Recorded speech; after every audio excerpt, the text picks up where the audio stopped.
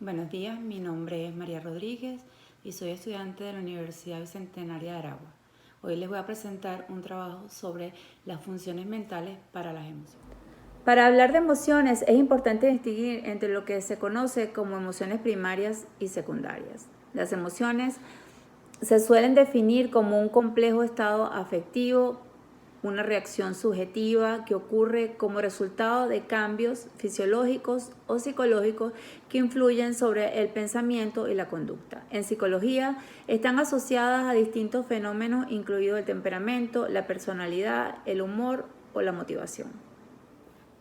Emociones primarias. Las emociones primarias forman parte de nuestro instinto de supervivencia. Nos sirven para adaptarnos al medio ambiente y son la alegría, la tristeza, la rabia, el miedo, amor y adversidad. Son manifestaciones corporales y mentales, son innatas y son muy cortas de duración. Generalmente terminan cuando el estímulo que las provoca desaparece. Las emociones secundarias están formadas por una o más emociones.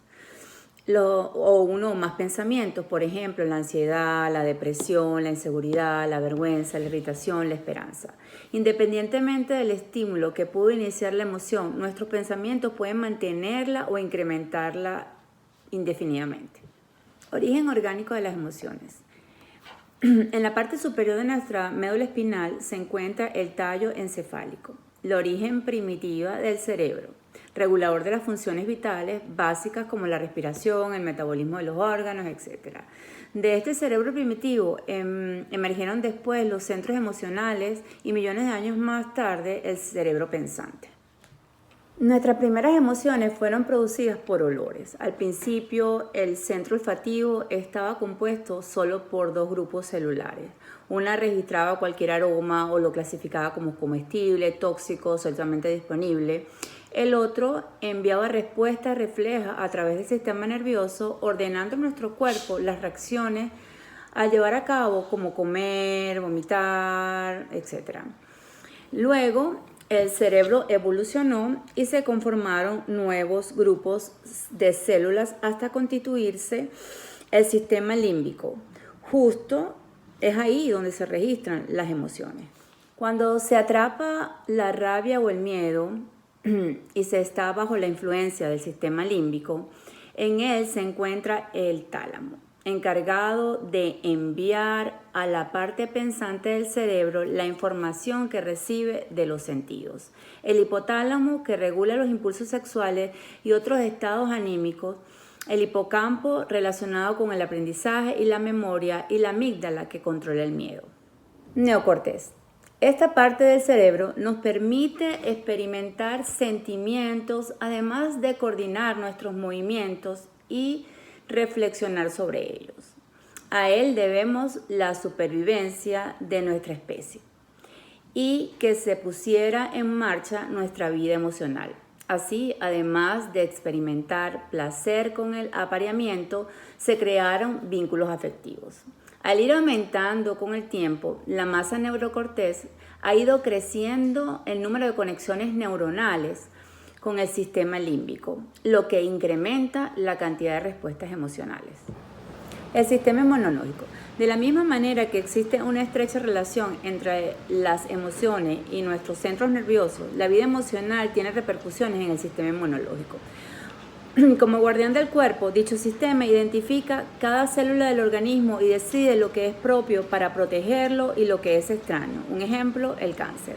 Cuando experimentamos emociones negativas, nuestro aparato inmunológico ve disminuida su eficiencia, mientras que las personas alegres tienen una gran capacidad de respuesta a las agresiones, tanto internas como externas. El sistema límbico es un conjunto de estructuras encefálicas con límites difusos que están especialmente conectados entre sí y cuya función tiene que ver con la aparición de los estados emocionales o con aquellos que pueden entenderse como instintos. Sistema nervioso vegetativo. El sistema nervioso vegetativo o autónomo, a diferencia del sistema nervioso somático, recibe la información de las vísceras y del medio interno para actuar sobre sus músculos, glándulas y vasos sanguíneos. Regula funciones como la digestión, la circulación sanguínea, respiración, metabolismo, a través de la inervación de la musculatura lisa y de las glándulas. Este se divide en sistema simpático y parasimpático. El sistema simpático usa adrenalina como neurotransmisores y la constituye una cadena de ganglios. Sistema parasimpático lo forman los ganglios aislados y usa la acetilcolina. Sistema endocrino, también llamado sistema de glándulas de secreción interna, es el conjunto de órganos y tejidos del organismo que segregan tipos de sustancias llamadas hormonas que son liberadas al torrente sanguíneo y que regulan algunas de nuestras funciones del cuerpo. El sistema endocrino es un sistema de señales similar al sistema nervioso, pero en este caso, en lugar de utilizar impulsos eléctricos a distancia, funciona exclusivamente por medio de sustancias, señales químicas. Las emociones se organizan rápidamente las respuestas de distintos sistemas biológicos, incluyendo los faciales, los músculos, la voz, a fin de establecer un medio interno óptimo para el comportamiento más efectivo. Los órganos del sistema endocrino se encuentran en el cuello, en el tórax, en el abdomen, en la pelvis y fuera de las cavidades del cuerpo. Las hormonas regulan los impulsos sexuales, la violencia, la ira, el miedo, la alegría o la tristeza. También estimulan el crecimiento, la identidad sexual y controlan la temperatura corporal, ayudan también a generar energía. El hipotálamo. El hipotálamo es, junto con el tálamo, una de las partes de una estructura cerebral llamada diencéfalo, que se encuentra en el centro del encéfalo de los seres humanos, por debajo de la corteza cerebral y por encima del tronco encefálico. El hipotálamo es una de las estructuras cerebrales con un papel más importante en la regulación de los estados de ánimo, de la temperatura corporal, del sueño, de los impulsos sexuales y del hambre y la sed. Por su regulación de las emociones y los estados fisiológicos, se considera que el hipotálamo forma parte del sistema límbico, el conjunto de partes del cerebro relacionado directamente con la generación de las emociones. Se puede decir que el hipotálamo se encarga de poner en marcha y coordinar entre sí buena parte de los procesos que nos permiten sobrevivir y adaptarnos a situaciones cambiantes. Además, el hipotálamo está ubicado cerca del tronco encefálico porque interviene en la función básica que garantiza nuestra supervivencia y que por lo tanto se realizan de manera involuntaria sin que nos demos cuenta. Además de actuar como puente entre el cerebro y el sistema endocrino, coordina todo lo que se realiza a través del sistema nervioso autónomo, es decir, que le envía órdenes a partes del cuerpo para que éstas se adapten a cada situación. Entre los procesos de que se encarga de regular el hipotálamo se encuentran los niveles del sueño y el ciclo circadiano, la excitación sexual y la conducta asociada a ella, el nivel del hambre, la presión sanguínea, la tensión muscular, la temperatura corporal y los niveles de energía disponibles. El estrés. El estrés se define como un estado de fatiga física y psicológica del individuo. Se provoca por exceso de trabajo, desórdenes emocionales, cuadros de ansiedad, aunque en ocasiones constituye el motor de nuestras vidas. Es ante todo una de nuestras más feroces enemigos. Frente al estrés, el organismo humano reacciona tanto en el aspecto biológico como en el aspecto psicológico. Encontramos que en su historia, si bien el concepto de estrés fue ya reconocido por Hipócrates, el término comienza a emplearse a partir del siglo XIV para referirse a experiencias negativas, aversivas, dificultades, sufrimientos y aflicciones. En el siglo XVII, de mano del biólogo físico R. Hooke, se asocia a fenómenos físicos como presión, fuerza, distorsión, etc. El estrés es la fuerza interna presente en un área sobre la que actúa una fuerza externa, cuando una estructura sólida es distorsionada. El estrés entendido como estímulo, como respuesta o como proceso de interacción entre ambos, actúa en el organismo desencadenando un gran número de alteraciones y enfermedades de distintos niveles. En los niveles 1, 2 y 3, entre los trastornos cardiovasculares pueden mencionarse como la hipertensión arterial, las enfermedades coronarias o la taquicardia. Entre los trastornos respiratorios constituyen el asma bronquial, el sistema interventilación. Y dentro de los sistemas inmunes figura la aceleración del desarrollo de procesos infecciosos. En los niveles 4, 5 y 6, en cuanto a las alteraciones del sistema endocrinológico, los principales son el hipertiroidismo y el hipotiroidismo. En los desequilibrios gastrointestinales encontramos las úlceras, las colitis, la aerofagia, el estreñimiento. Y en la parte de la dermatológica encontramos la sudoración excesiva, la dermatitis atópica, la alopecia, el purito. Y finalmente encontramos los trastornos musculares más habituales como son los tics, los temblores, las contracturas musculares. Como problemas sexuales pueden mencionarse la impotencia, la eyaculación precoz, el coito doloroso, el vaginismo, las alteraciones del deseo.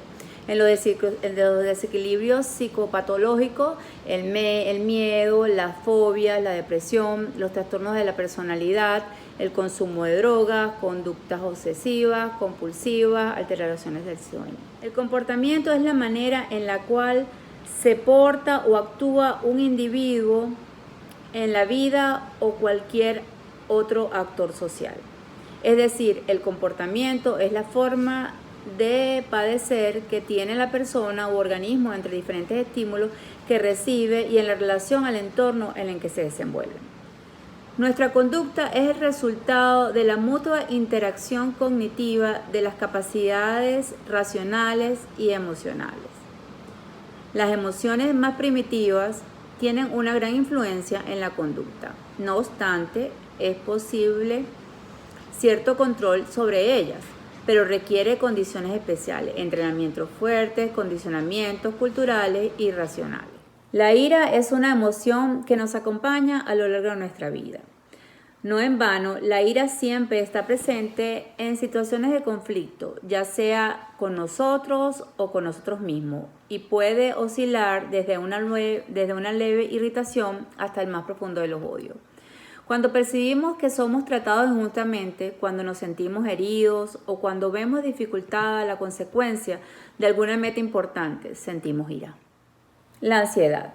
Estado mental que se caracteriza por una gran inquietud, una intensa excitación y una extrema inseguridad.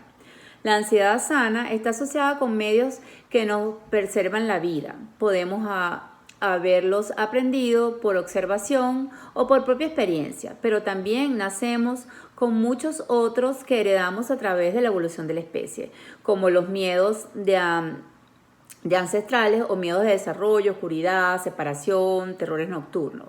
Y la ansiedad patológica, la que no es específica, la que nos afecta a la vida haciéndonos infelices, como las fobias sociales, las agarofobias, obsesiones, manías. Puede tratarse de una ansiedad ligada a una situación o a un estímulo concreto o pueden ser generalizadas. El terror es un sentimiento de miedo o fobia en su máxima expresión. Si el miedo se define como un esquema de supervivencia, se puede asumir que el terror sobreviene cuando el miedo ha superado los controles del cerebro y ya no puede pensar racionalmente. En casos graves, puede llegar a incluir una parálisis completa del cuerpo, sudoración fría o regresión a pensamientos de la infancia. Y en casos mucho peores, produce incluso la muerte o un paro cardíaco. El autocontrol sobre los pensamientos, miedos y remordimientos es esencial para no sentir terror que puede desembocar en pánico. La solución más efectiva es respirar lentamente, paulatinamente, dejar la mente en blanco y no dejarse llevar por las emociones. La serenidad. La serenidad designa a la calma, la tranquilidad con la cual alguien actúa en determinadas situaciones o bien la apacibilidad que exige algo. Calma que muestra una persona en su comportamiento y lo posible que resulta algo. La docilidad es el valor que nos hace tener suficiente humildad y capacidad para considerar y aprovechar la experiencia y conocimiento que los demás tienen. La docilidad nos ayuda a ser sencillos, pues nos dispone a escuchar con calma, atención, a considerar con mayor detenimiento las sugerencias que nos hacen los demás y a tomar decisiones más serenas y prudentes en base a la información recibida. Muchas gracias por su atención. Eso fue todo por el día de hoy. Gracias.